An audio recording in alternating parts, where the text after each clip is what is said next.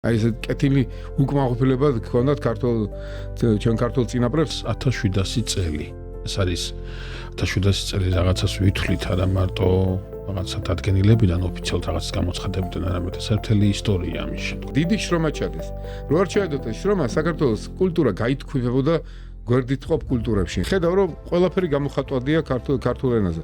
მწვერვალი რა თქმა უნდა ივანე პეტრიცია, რომელიც უკვე პირდაპირ ფილოსოფიის თარგმნა დაიწყო. რუსთაველი არის დიდი აფეთქება და აფეთქება შეუძლებელია სხვადასხვა რაღაცა კომპონენტები რო არ შეხვდეს ერთმანეთს, სხვადასხვა კულტურები არ შეეჯახონ ერთმანეთს და ეს იწვევს რაც შემოქმედებით აფეთქებას. გურამიშვილის რაც სრულიად ახალი ხმა შემოდის მე-18 საუკუნეში. აი დღეს ფეხის აწყობა, მაგრამ თავის შენახვა. ეპოქამ მოიტანა ახალი დოზის თავისუფლება და პასუხისმგებლობა. ტრადიციის გავლენით, იგივე ვაჟას, ილიას, შოთა რუსთაველის ტრადიციის გავლენით, არაპირისპირა ერთმანეთთან თავისუფლებას და ჭეშმარიტებას.